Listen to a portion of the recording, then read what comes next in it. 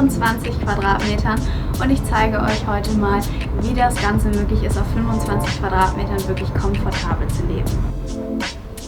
Wir haben hier neben dem Eingangsbereich schon unser Badezimmer.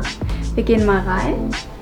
Wirklich große Dusche, alles komfortabel. Wir haben natürlich auch sehr viel Technik integriert. Wir haben hier die Möglichkeit, verschiedenste Smart Home Komponenten zu steuern, unter anderem natürlich unser Licht. Wir können hier beim Spiegel auch verschiedene Lichtstimmungen einstellen. Wir können natürlich auch die Musik steuern und wir haben ein intelligentes WC mit Reinigung und Selbstreinigungsfunktion. Die Bausparkasse Schwäbisch Hall als größte deutsche Bausparkasse, die ja mit den Volks- und Raiffeisenbanken im Bereich von Immobilienfinanzierung oder sagen wir mal allgemeiner im Bereich der Erfüllung von Wohnwünschen zusammenarbeitet, hat diesen Trend, dass immer mehr Menschen Wert auf Nachhaltigkeit legen, auch minimalistische Vorstellungen haben, auf Überflüssiges verzichten wollen, erkannt. Und deshalb sagen wir, diesem Trend wollen wir Rechnung tragen, wir wollen darauf aufmerksam machen, dass wir diese Finanzierungsmöglichkeiten auch anbieten. So, wir gehen jetzt hier weiter durch den Flur, die Treppe hinauf und wir haben hier unseren Schlafbereich mit einem 2x2 Meter Bett. Auch auf die kleine Fläche, sage ich mal, super komfortabel.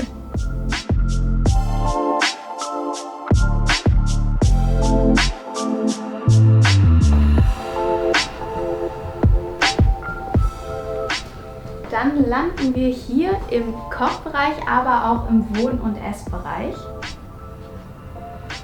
Wir haben hier verschiedenste Möglichkeiten der Steuerung. Wir haben unsere Sprachsteuerung über Amazon Alexa.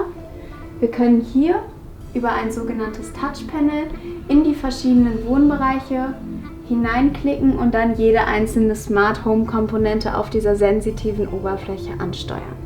Als Innovation zur Gebäudesteuerung haben wir diesen intelligenten Würfel. Wir können hiermit verschiedene Wohnszenarien ansteuern, die wir vorab definiert haben.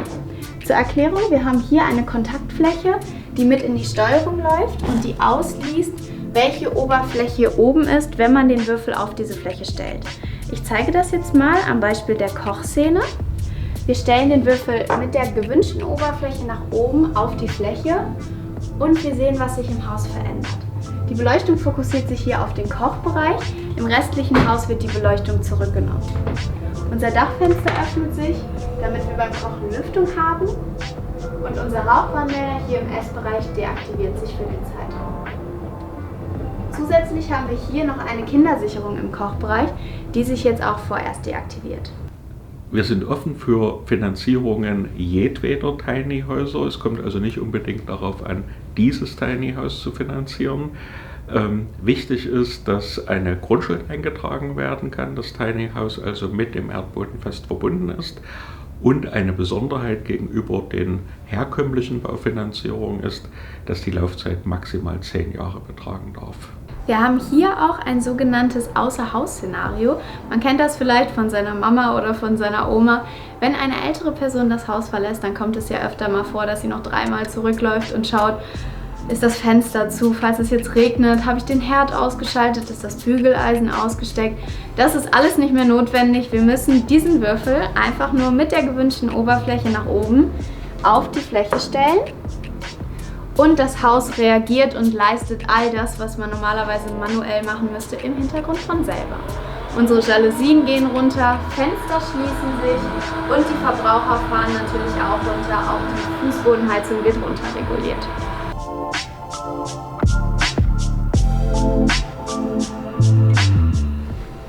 Wir haben hier eine große Geschirrspülmaschine. Wir haben hier einen Kühlschrank integriert.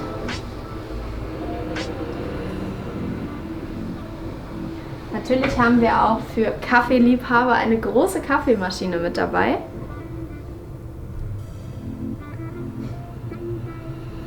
Und unser Abfalltrennsystem rundet den Kochbereich ab. Wir haben hier um die Ecke natürlich auch noch einen Waschtrockner mit integriert. Und unserem Ausstellungsstück geschuldet haben wir hier etwas weniger Stauraum als im Original eigentlich vorgesehen. Im Originalhaus von den beiden Architekten aus Berlin gibt es eine große Staufläche unter dem Bett. Der ganze Block sitzt nochmal etwas höher und dann hat man hier einen begehbaren Kleiderschrank. Perfekt für alle Frauen.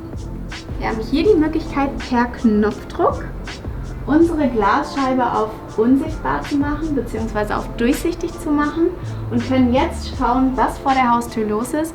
Und wenn wir mal wieder unsere Privatsphäre haben möchten, dann geht das auch ganz einfach per Knopfdruck.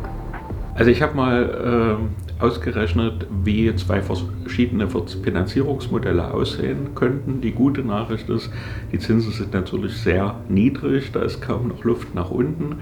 Ich bin in der ersten Variante davon ausgegangen, dass 20% Eigenkapital eingebracht werden, habe einen Preis, einen Kreditbetrag von 100.000 Euro unterstellt. Das heißt, in dem Beispiel müssten dann noch 80.000 Euro über uns finanziert werden.